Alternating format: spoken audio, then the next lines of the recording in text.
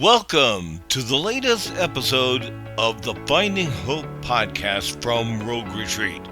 You can find us in numerous ways. First of all, you can go to facebook.com/Rogue Retreat, and we're hosted by Anchor.fm, but you can also find us through TuneIn and Apple Podcasts.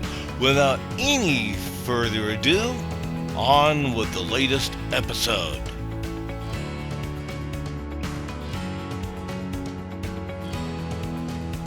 You know, this is just such a blessing. It is. Yeah. It really is. You know, I think the first thing that pops in my mind is our little trip to Salem. Uh-huh. I think we stayed in a Super 8 hotel. Yeah. Or, I don't know, Motel 6. Motel 6. Uh-huh. Or down on the wrong side of the tracks kind of motel. But That was an enlightening situation. that was humbling. Yeah. To see people on the street, off the street, and how they were getting things done. We had to be in front of that commission. Mission. It was, you know, in, I don't know, the Housing Commission in Salem. Yeah. That was intimidating to walk in there and stand in front of those people and tell them they had to give us money. Yeah. Who were we to ask for that? Yeah. Yeah, it's puny little people trying to They get. shouldn't have given us anything. Yeah.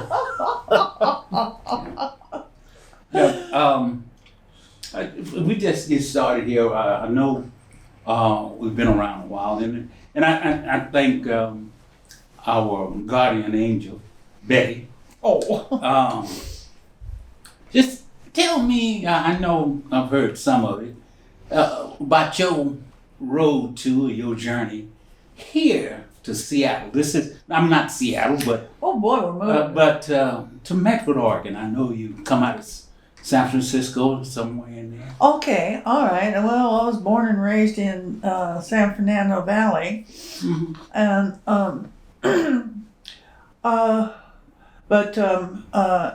moved up here in '59 to Medford. You know, because I was lucky enough to have some traveling jobs, and so Yeah. when I drove through, come over the pass on, I was 99 then. Mm-hmm. I pulled over a little spot and slept the night because I too tired to go farther. And I woke up and I saw the Rogue Valley, and that's where I decided I wanted to live.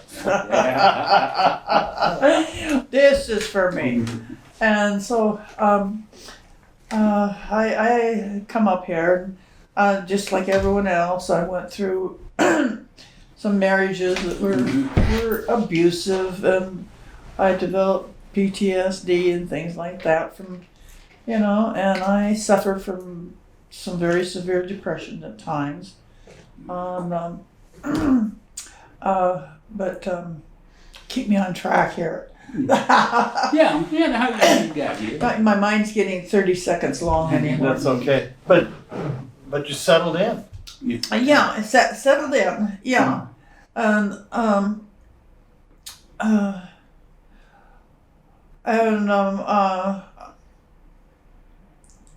my husband and I, manage this large 2,400 acre horse ranch over in Davis Wow. Creek, Wow. and we were on several thrill shows, horseback and car and stuff like that. McGaw's Tournament of Thrills is what it was called. And so we traveled all over and lived in the back of a pickup. We'd build a wooden frame and cover it with canvas, so that was our camper, And I have to wash the laundry after a show or something, and hang it up along the little 2x4s to dry. And invariably they didn't get dried quick enough before I had to roll them up and put them away. And my husband was always on me for damp socks. Oh well, so the abuse goes more than one way. That marriage didn't work out, but I had two wonderful children from them. They have grown up to be just a super cool blessing in my life. They're just generous and giving, that take their shirt off their own back to help somebody out. Okay. That's what I see in Rogue Retreat. That's what we've accomplished. Mhm. And it's like it's not a hand out, but a hand up. Your family's always been that way. Yeah. Like you talk about your children, but that didn't fall too far from the tree. You've always been one that gives. And so they've learned that. They're the same kind of way. They give. Yeah. Well, your story that always resonates with me, and Harold, I'm not trying to take over for No, you, go right ahead. But I always think of her story of being homeless down in the San Francisco Yeah, area, yeah. and then See- dreaming about this place up here. I mean, Oh, yeah, how'd yeah. that happen? Well, okay. That's where I'd gotten into my second marriage. My husband,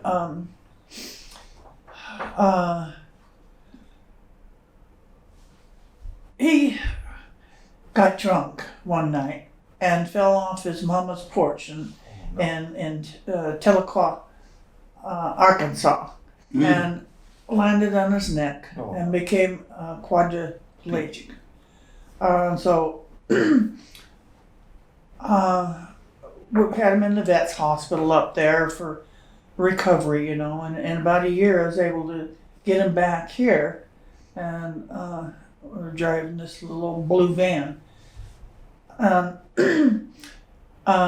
But he become quite abusive.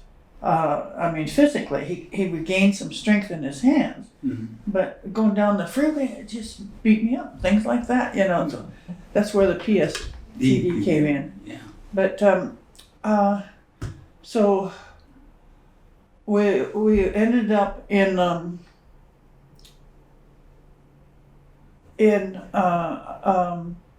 veterinarian hospital down in the Bay Area, around Palo Alto and stuff, and so I didn't want to leave my husband, so I just slept in the car there. And then at the hospital, they were able to come up with some temporary housing to put me up for a little bit, like they did other. But there's a limit to that. And so Right. I spent the rest of the time sleeping in the car, in the parking lot, feet stuck out the window, but nobody seemed to mind. Yeah. A short car, huh? Yeah. And I got acquainted with some people that were helping the homeless. I didn't consider myself a tragic case by any means, but they were just really loving and sharing and helping with love and support and job finding and things like that, And they bought me my set of tools so that I could work as a carpenter at this big company in Palo Alto. And so that eventually led to manage a hotel for the homeless.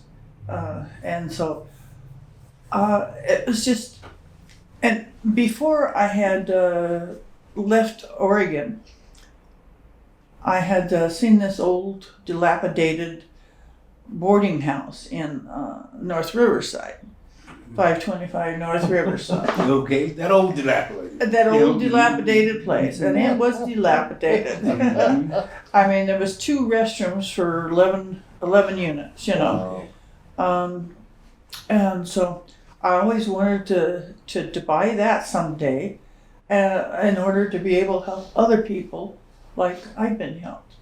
And so the time came, I was able to come back up here after divorcing the abusive one, and and hiding from him and family.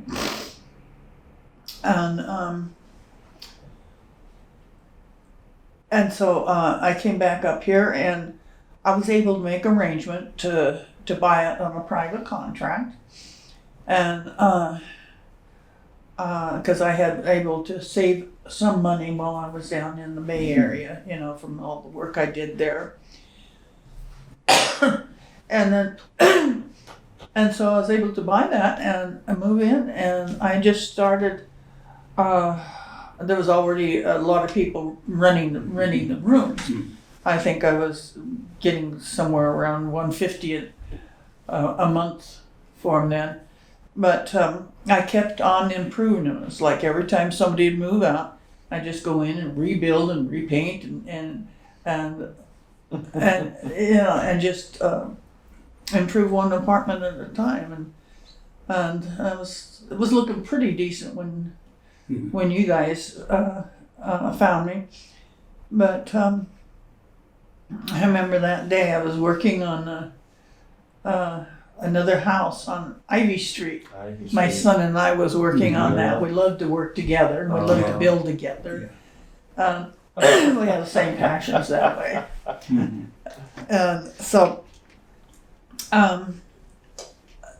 you folks walked in and said that, I don't exactly remember what you said, but said something about somebody had told you about I might be willing to sell maybe my Grape Street triplex or something, or whatever. And I mentioned about what I had down there on Riverside. And so we worked out a deal, and and you took over Riverside. But one day I got this call.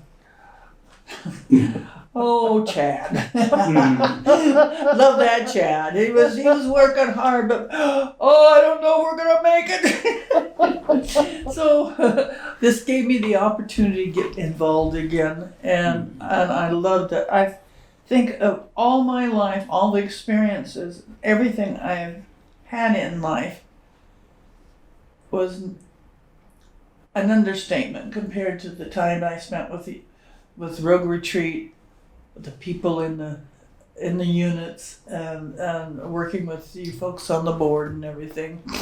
Yeah. I mean, that was the height of my life, And Ours too. That's the height of our life.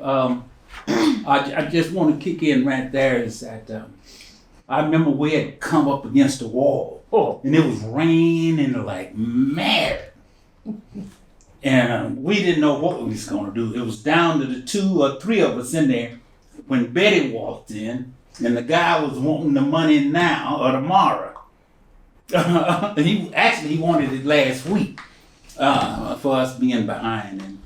And I remember you coming in and taking a look.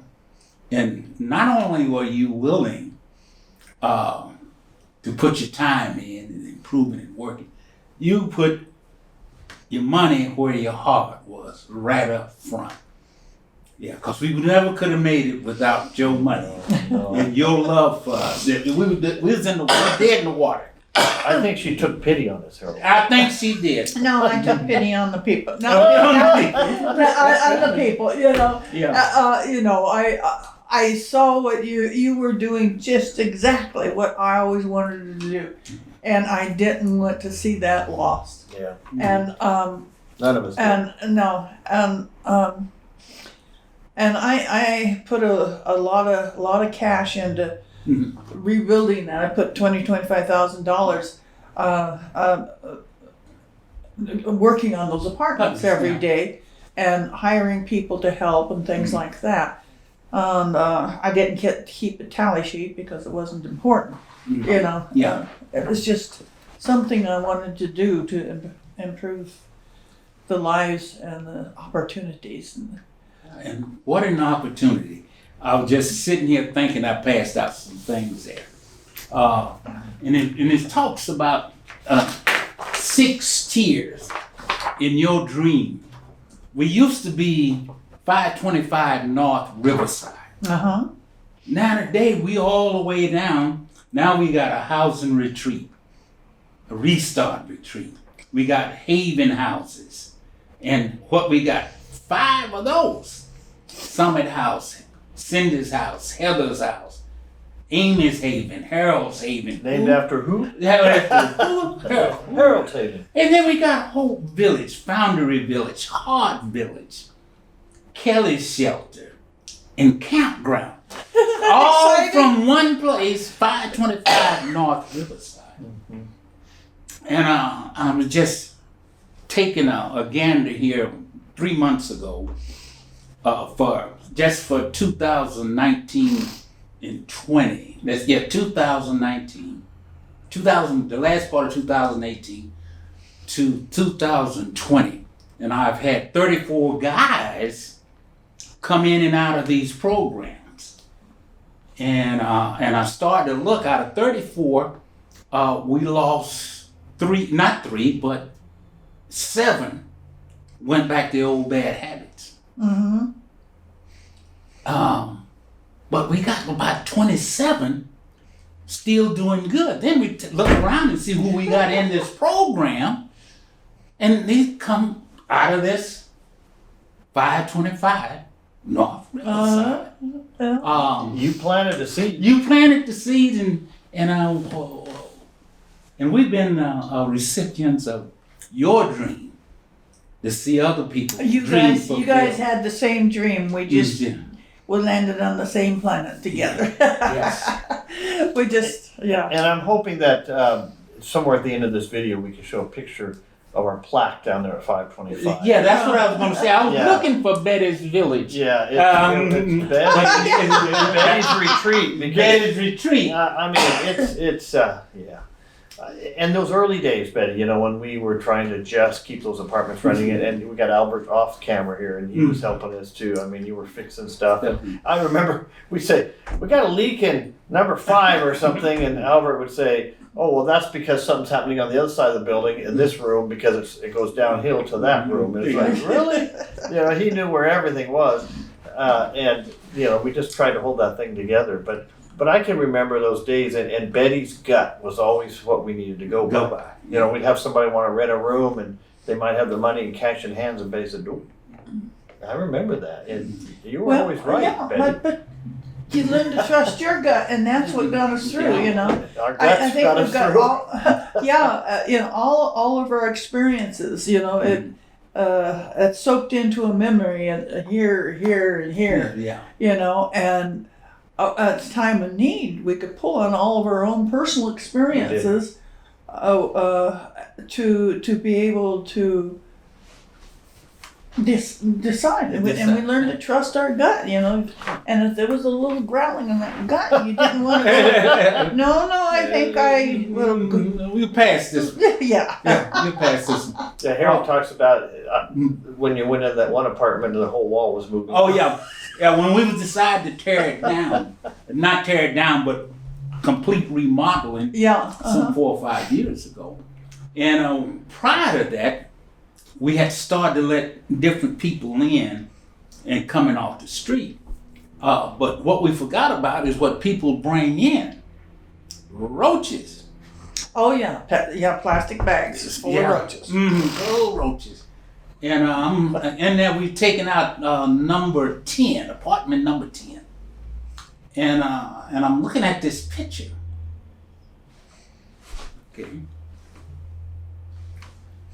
I'm saying, pictures don't move. Oh my goodness. And so little Victor, he decided he was going to touch the picture. And I haven't seen him since. That's been almost 16 years. Well, He left running. And then roaches went. oh my, I tell you, Oh, those early days were tough. those were the days. They were hard. You know, and you know, we laugh now. Oh yeah. We didn't laugh a lot then. No, we was out of crying. Because we really didn't know. It's kind of like we got into this thing and we didn't know what to do next. Right. But Betty, you hung in there with us many, many times and gave us advice when we needed it. I remember we had a tax bill due or something. I'm not sure why we had a tax bill, but we had something due. And you said, "Well, here, I'll loan it to you," and we paid it back. Mm-hmm. And then when we did get, Oh, that was so we could get the Grape Street properties. I guess I don't know. No, that was later. Oh, there that was was later. something much Oh, earlier than okay. that. that I owed $2,000 somewhere, and this organization was in debt. We had no money. Yeah. None of us got paid. Yeah. We were all volunteers. Yeah, we was all volunteers at that. And even off camera, we got our cameraman here. His mother was part of it. Part of it, yeah. Rhonda was helping Yeah. us all the time. And I remember you loaned us that money, and we paid it back a little bit here and there. But then when we could get Grape Street, that was another thing. You know, we had just paid off Riverside with that big grant from the Yeah. state. Mm-hmm. And then Betty came up and let us get And let us get we buy wouldn't have another gotten the for us. Grape Street apartments if you hadn't gotten that money from Riverside. So it was like, almost like God had everything ordered. And it just all fell in place. Yeah. But we had to do the work. And I think sometimes people want it to come so fast. Mhm. It took us years to get where we got. Oh, yeah. Yeah. No, nothing's instantaneous. Everything has a pattern of growth. But you know, And that's what is so successful about a Rogue Retreat. You know, it's like a farmer tending his garden. yes. You know, he goes out and plants all these seeds, and he nurtures them, and he hoes out the weeds Mm. that are going to strangle it. You know, and then enjoy the growth and the blooming of the people's faces, and oh my God, it's such a it sends Yes. tingles down my spine, you know, because to see that individual growth in so many different people, you know, Yeah. unlike you know some of them, you know, leaving the program, and like one of them I think went to Chad and told the Mm. was his happiest years, Yeah, the most blessed years she'd had. yeah. We get a lot of those over the years. We've had a lot of those, but going back to the foundation and what built this, it's in it was all in God's hands. It was a dream. Each one of you had a different dream, but the dream was the same. Yeah. Mm-hmm. Is to provide a place for the homeless. Mm-hmm. And where did all this come together at? Is when we was at our lowest point. God sent us you. I'm gonna tell you. True. That's That's true. I'm telling you, I remember that's the one night of all these I remember. It was raining. I was raining. And the guy was talking about something about 9 to 10% that we only had until December to come up with it. And we done all this work and put this thing. And I remember you coming in. You had a bag in your hand and a piece of paper. And I can't think of the guy's name that was doing the selling or whoever it was. I can't think his name anymore. He knew he had got us backed into a corner and there wasn't nothing we could do. We were dead in the water. But you come through. And, here we are today. We would not, I don't know where we'd be. But God sent us you. I'm going to tell you. How many people are we helping now? 300, 300 every 300 night. plus right now. Under a Could you roof say somewhere. today? I see this type of system spreading throughout the country, not necessarily directly from us, Right. but I see you're already getting contacts from other people that's interested in seeing something like that in their own community. Yes. And I see it possibly through different sources, churches, communities, whatever. Yeah, community resources. Because we've got something that works. We do. Yeah. And you know, Betty, because your background, Native American a little bit, you know, Uh-huh. we had a meeting, about a week ago with Klamath Indian Tribe Oh, really? Coalition over there. And they came over, did a tour of what we've got.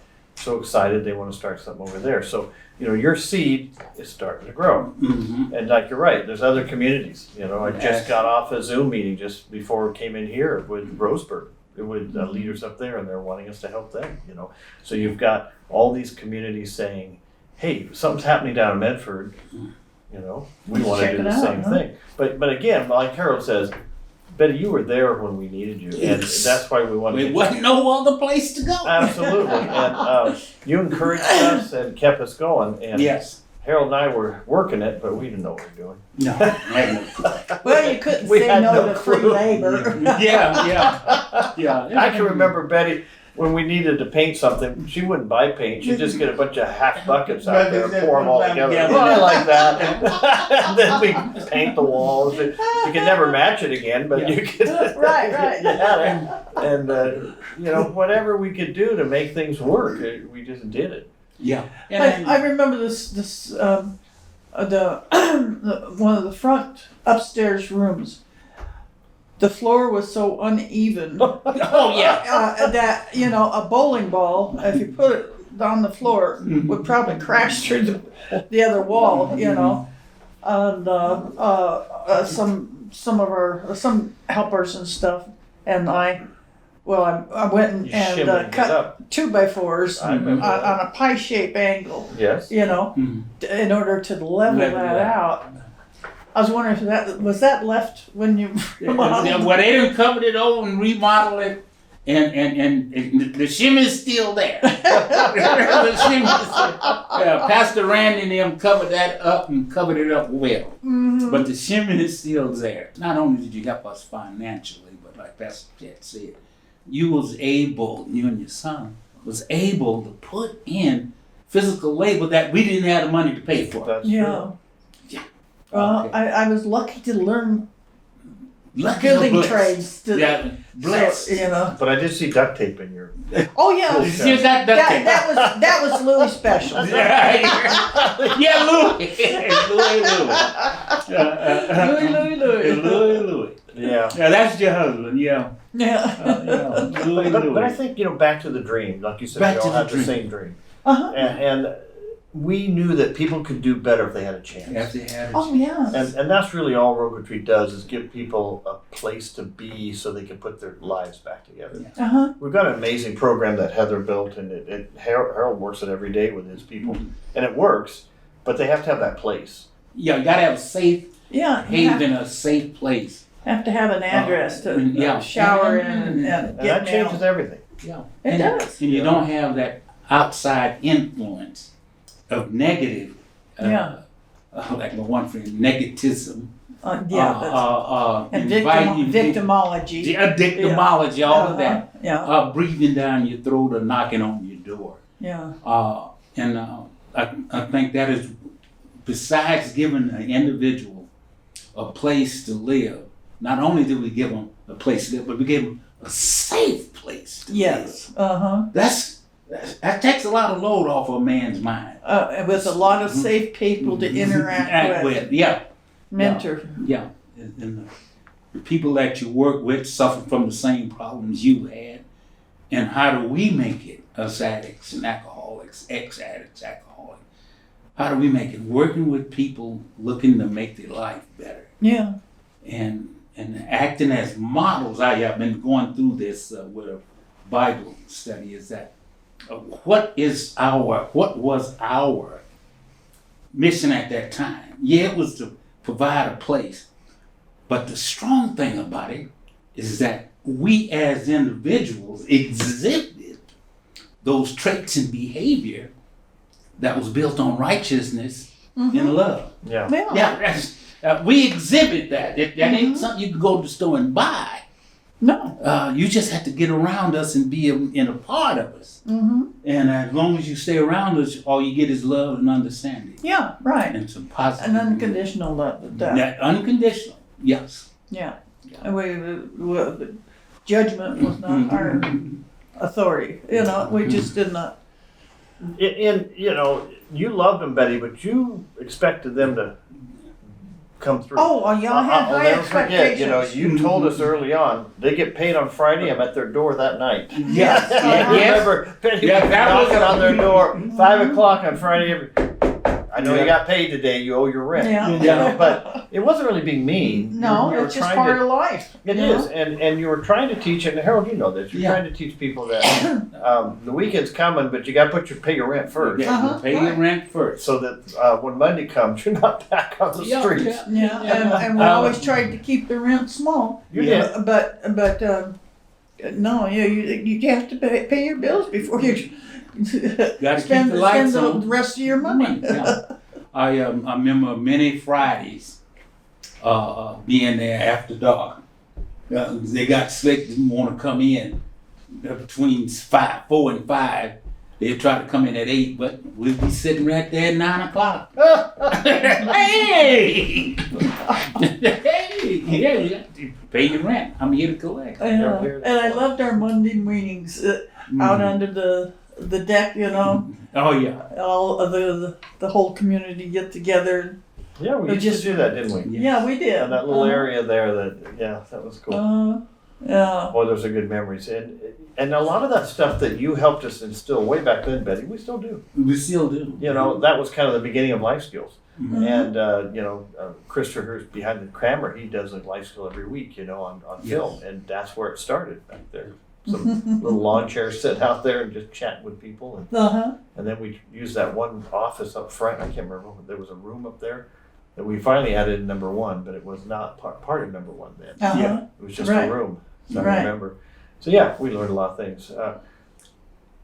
It's a miracle where we are today. Yes. When God has his hands on things. Well, we had to go through a lot of failures in life to gain any smarts in life. Yeah. They Gosh, say I can remember when I had that place. Some guy wanted to rent the whole upstairs. What for? Yeah, I that's where I proved the power of my gut. Oh no. no, not this time. But you know, you what you said was right, Benny. And whoever watches this in the future, don't be afraid to make mistakes. Oh no. No. That's our best teachers. And it shouldn't stop us. It just should make us Just smarter. make us stronger and stronger and smarter. Yeah, and nothing wrong with that. Yeah. I mean, that's what teaches that gut how to react. If you don't experience the failures, you don't experience the successes. Yeah, you learn that. And that's with drugs or booze or anything. If you don't hit that rock bottom and get sick and tired of being sick and tired, you're not going to try to get better. Right. No. And all it takes is that final decision, and it's easy. Yeah. You know, but that's allowing yourself to say, I don't want to do this anymore. Yeah. And it's got to be painful. Yeah, It's got to be painful. Uh-huh.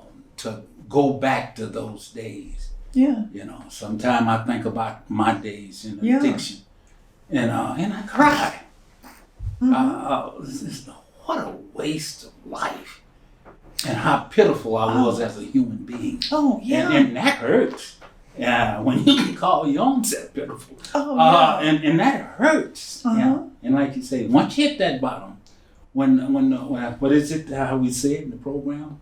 When the pain become much greater than the desire to use. You don't have to worry about using after that. That's good. When the pain becomes much greater than the desire to use, you don't have to worry about using. Yeah. Yeah. Is that what drives you, Harold, to do what you do? Yeah. I mean, you were there and it hurt you like crazy. Yeah. At that time, when I woke up and I found that I wasn't as sharp and smart as I thought it was. Addiction tricks you. Yeah. And any day and every day I was going to walk away. Mm-hmm. Oh, I'm fully controlled. Yeah. I got this. Sure. And then when you wake up one day and you done spent the car note, the house note, the food money, and God blessed me at that time, and I come to say, oh Lord, what am I going to do now? I got my kids hungry, got the house note due, the car note due. Haven't been to work in 4 days, so I'm going to be 4 days short on the next payday. Oh Lord, what am I going to do now? And the pain becomes, and it took him 7 years, that Lord let me wander around out there. Another 7 years was the day I said that. And I never knew it was a prayer. And then when we look back on our lives, somewhere we asked and say a prayer. We don't know it's a prayer. And I never knew, oh Lord, what am I going to do now? What's a prayer? I was crying out with pain. Mm-hmm. And I needed some help. And I know I couldn't get nothing at the drugstore to help this pain. Yeah. And I reached out to the Lord, oh Lord, what am I going to do now? Oh, yeah. So it sounds like your experience going through all that was around drugs and alcohol, right? Yeah, around drugs. But Betty's was abuse. Yeah. And I had my addiction, alcohol addiction for many years. So I totally understand the pain and the guilt. And the desperation. Desperation. What brought me out was the guilt of being an incompetent mother. You know, I felt incompetent. Pain. Oh, it was extremely painful. Yes. You know, I mean, I'd never drink before 5, you know, but then I'd be passed out on that couch. Yeah. But thank God my kids did not follow in my footsteps. I've been clean and dry for over 45 years or something like that. All right. And I feel complete now. That's good. Yeah. And like at Riverside, those apartments, we'll go back to that. We've had a lot of young families come through there. Mm-hmm. You know, single mom, single dad, single dad. trying to put it back together. Yeah. You know, we've had sometimes a mom or dad that had lost their children. You know, get one of those little apartments and then put their Oh, lives. that's the saddest part. But they get their lives put back and then they get their kids back. Right. And that's incredible. Yeah. I would like to see that number of people that come through that got their kids back. I don't know if we record. That's an important one. Yeah. An important number to have, Mm-hmm. especially when you're trying to encourage other people to join in and support. Right. That would take some work. That'd take some. What is this? A sitting down round table and Yeah, we figuring need out to do that. But and just take a list. That's what I do. I usually go back to the participant list, and I see my guys, and most of them I got on my phone. Yeah. But what I see, coming from you, Betty, I say you was an angel. Betty is an angel. See my wings? Yes. better keep your day job. Yes. Yes, is that, you go by, you're in Wanco and somebody, I say, hey, Pastor Al. And I don't quite remember, and yeah, I was with you there 2 years ago. I was over here and over there. And I look back and I look at them and, how you doing now? And he said, oh yeah, I got another baby and I got all my kids with me and the wife is straight and we clean and sober and we got a new place. What a thought. Yeah. What I a followed people for years that way. Yeah. A funny, productive, and a high-paying job and benefits. Yeah. Medical, everything. That's there. And their joy from experiencing what they went through with the rope retreat. And what I'm starting to see a little bit now, not a little bit, but for the last year and a half, is that we've taken another look at seniors on my case. That's my big goal. It's that I sort of found a place, Rogue River Estate, if they own disability and they got SSI, SSDI, if you can get them on that list and get them in the Rogue River Estate, their rent drops down $300. Yeah. So some are paying $190 a month. Their income is $860. Those that's paying $1,200 is paying $203. Yeah. Good subsidy. And it's a good place to be, especially if they're not gonna try to work and do anything else. And it's set up for people with disabilities, especially seniors. So I'm just saying we don't have a senior here, but I saw somewhere where you coming with a senior out. No, I was up here that you had a senior. Well, hopefully we get to that point where we got a SRO, was that single room living occupants for seniors. And somewhere we could work it out with the governor is that they could put these rents on sliding scales. based on people's income. Mm-hmm. That way, a person that's making $731 a month on the SSI can get a safe place to live. Yes. Mm-hmm. You know, and that's where I think in order to continue to increase and housing for the homeless and getting people off the street, we're going to have to figure out how to get those people that's only making $731 a month. That's one of my biggest goals in the future. I made it an investment. If it ever pays off, and the money's going to Rogue Retreat, because that's just what I want to see it go for. Expand Rogue Retreat and what they're doing now, but include the seniors, because that's a forgotten population. It is. They don't have Social Security doesn't support anybody. And like you said, they're as low as $700 a month. It went up to $779. It's $779 a month now. That doesn't do much good when an average one-bedroom apartment's $950 a month. Right. In Oregon. So it's a tough one. You can't even get a room people now. that worked all their life, paid into Social Security, but can't afford to live in their own town. So Betty, you have instilled a vision in this organization. And yes, we want to help the seniors, but I also want to help domestic violence victims. Oh, definitely. We have a we have a wonderful program here, I think called the Dunn House. But it's not enough. And what happens when they get their time up? They go back to their perpetrator. Right. And we've got to have housing, but you.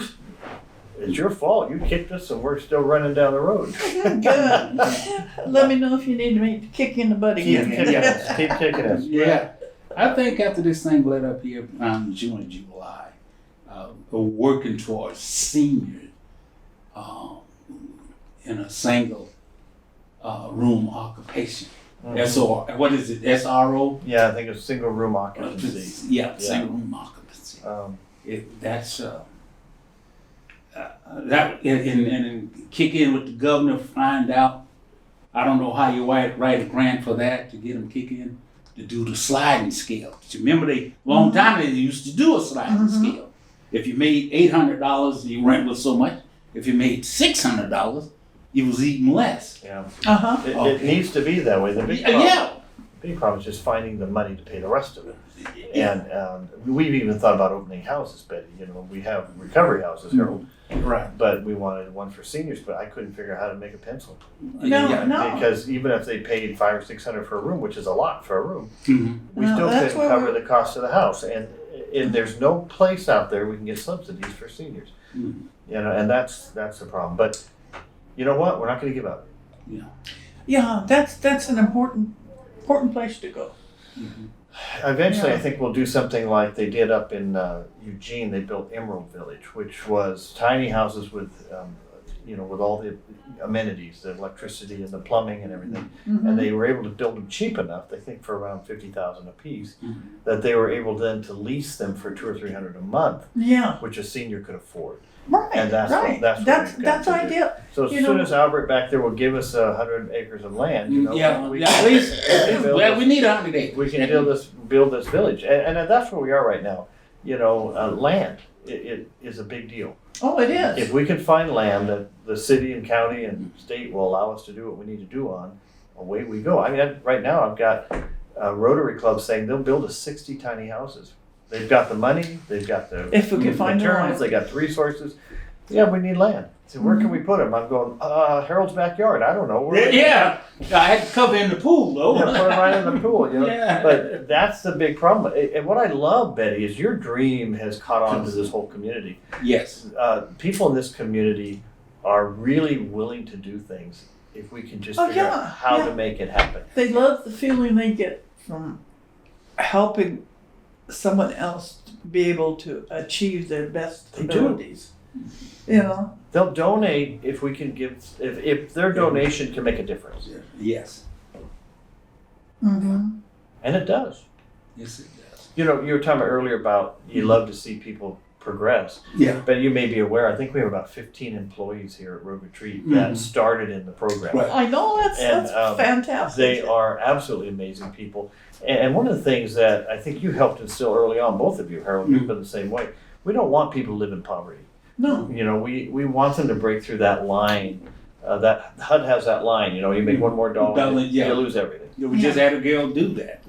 She's $103 over. Yeah, but in some ways, good. Get over that line because even though scary and for a while you're not sure what to do, you begin to live after that line. Mm-hmm. You can work full time. You can be the manager. You can own the business, and that's what we want people to do.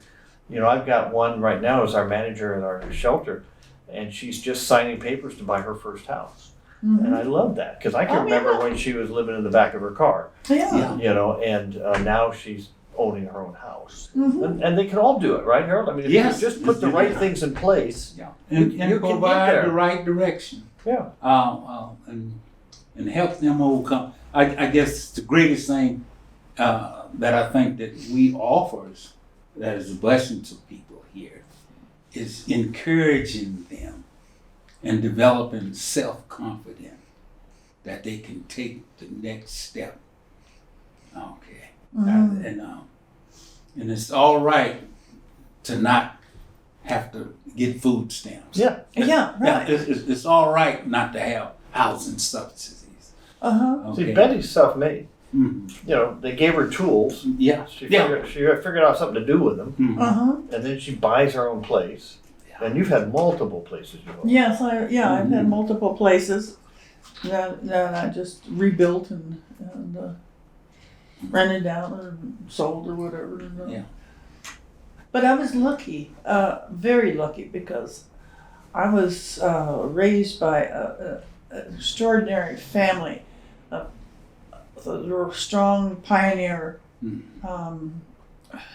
spirit to them, and it's like they were all self-made.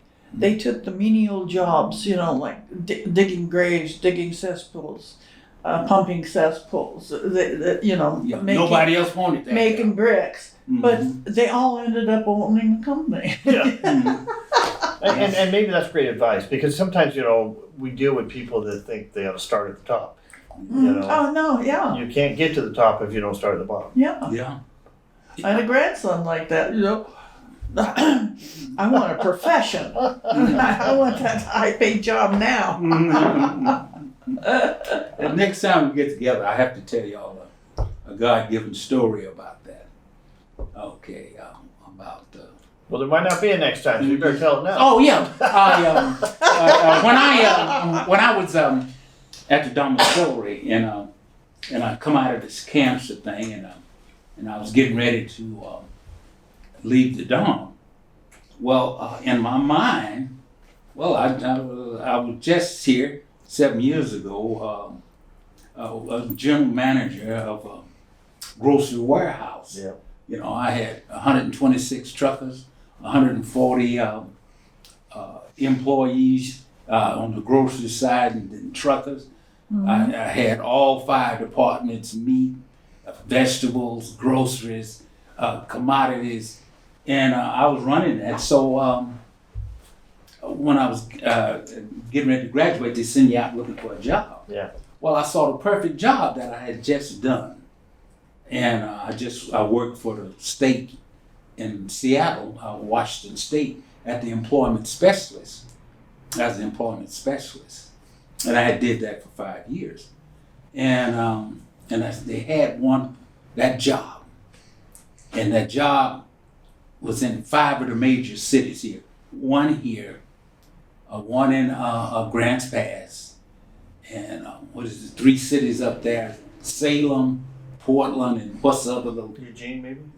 No, it's another one outside of Eugene. Another little city. Roseburg or? No, it's way up north, pretty Oh, close to Portland. Oh, okay. Anyway, so I made all the cutoffs, and so you had to go through these interviews. So I interviewed for the one in Grants Pass twice, but unfortunately I wind up as the number 2 guy with 20 years experience. So, but the first guy had, I thought, and in Portland, I wound up number 3, and on down. So now I'm frustrated, and I'm put in for job after job in Seattle, not Seattle, but here in Medford. I didn't have in-house experience with kids. Okay. I don't know what the employment specialist have to do with in-house. But anyway, it was, and so I got all frustrated, and finally I had to come out of the dorm, and they had me right over on West Main at the Veterans House. And a job opened up out at Harry and David as a tulip planter. Tulip planter. Yeah, well, you know, you had to, I packed pears. pack pears. So I could do the tulips. I see, I left Texas on the run out of that cotton field. I didn't want to plant nothing. But anyway. I remember you working out there. Yeah, and I took that job, and I worked that job, and they worked me. Yeah. But I noticed about 3 weeks there, I was there, and Kenny come by, and he said, "Man, I'm still looking for a job." He said, "I saw one over here at Platinum International," and I said, "Okay, I'll drop you off." And so I got over there at Platinum International, and the first job I took was a housekeeper at Shallow Inn. Yeah, I remember that. Yeah, that's the first job I took coming out of that. I hadn't done this since I was 16 years old. Me and my mom used to do housekeeping. And I'm back with a college degree and Just full circle. full circle. So I worked there 2 weeks, and then Harry and David.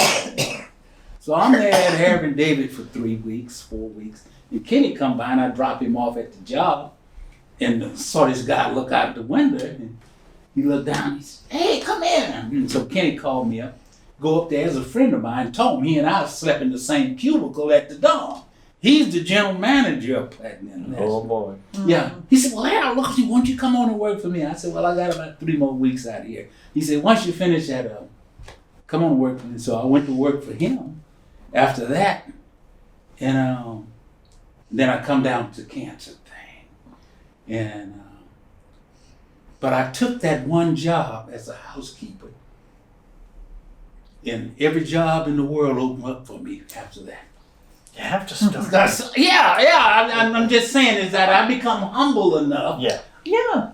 And how everything opened up to me, and here I sit today. No job's too small if you're desperate. As long as you're getting paid, that I had to come to that agreement with myself. And we say here all the time at Rogue Retreat, do the next right thing. Do the next right. And if I'm saying, well, I'm too good for that, that's not the next right thing. Yeah. And I had to volunteer for this place. We all volunteered Oh, yeah, for this we place all for years without ever getting a penny. Yeah. And I think we just have to remind people, if you do the right thing, doors open. Doors open for you. You'll get to You'll get blessed. Yeah. It wasn't the money with me; it was the job title. Yeah, I know. Yeah. I had the right job title. But I'm a professional. Yeah. So I could make you some business cards, Harold. What do you want? Yeah. What do you want me to say on it? Yeah. Yeah. Right. Yeah, but I just how God blessed me all those times as He taught my lesson. As I learned the lessons, if it took me long to learn the lesson, guess what? I got plenty of knots on my head. Yeah. But when I learned the lesson, He moved me on. Yeah. And if I'm stuck in a spot too long, I stop and ask, what am I doing wrong, Lord? What am I doing wrong? So we're kind of bumping up at the end of this hour. Yeah. But Betty, I think about, you've got a lot of wisdom and people are watching this. And what would you say to people to inspire them to believe in their dreams and do what they need to do? I mean. Well, I was lucky enough to be taught from an early age. There's nothing I can't do if I don't try. There's no such thing as can't. You got to try, fail, and try and fail until you succeed. Yeah. And it's just, I don't have any great words of wisdom, but you don't succeed until you try. Well, I think back, and I remember you telling me that you were down there in Oakland, you had an 8x8 little spot you were living in. Oh, yeah, or right. whatever it was, and you Little said- closet. little closet, yeah. But I remember you saying that you had this dream. You had that spot. You know, you mentioned yeah. it earlier. That Riverside. Your dream was, I'm going to go back, and I'm going to turn that into something to help people. Yeah, And you did what you said you were going to do. yeah. And you had no idea that your dream was going to then intersect with our dream. Dreams. And here we got 300 people every night under a roof, and Under a roof. we're going to have more soon. Yeah. But so I guess that back thing. If you don't try it, you never get there. Right. Yeah. If you don't put that first foot forward, you know, the other one's not going to follow.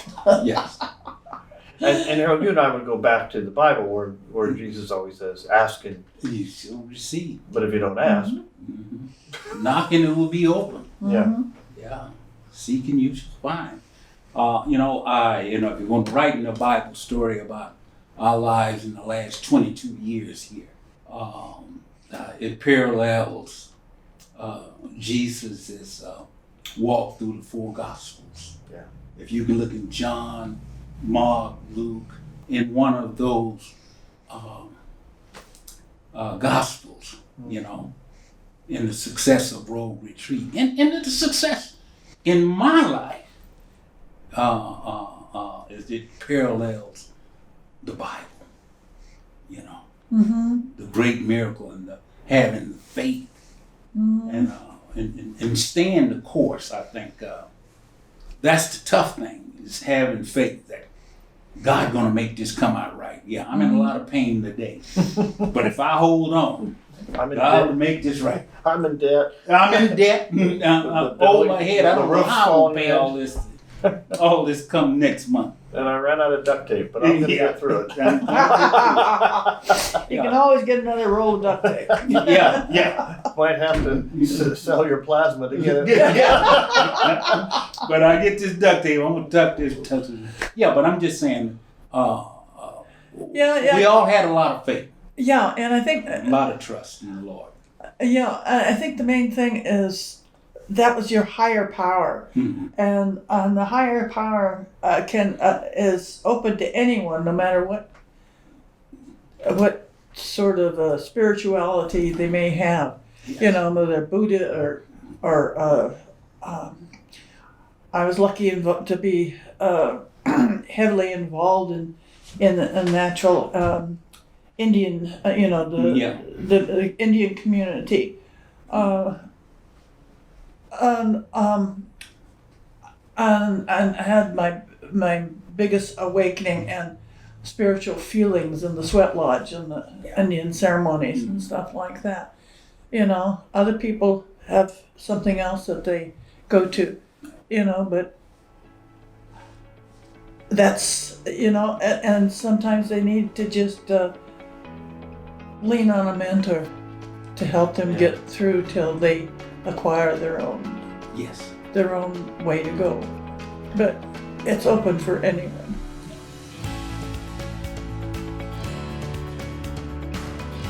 Hey, this is Chris Janish, co-producer of the Finding Hope podcast. We hope you enjoyed this episode. New episodes out every Wednesday. We'd love if you left us a review on Apple Podcasts. And if you want to connect with us, find Road Retreat on Facebook at facebook.com/Road Retreat.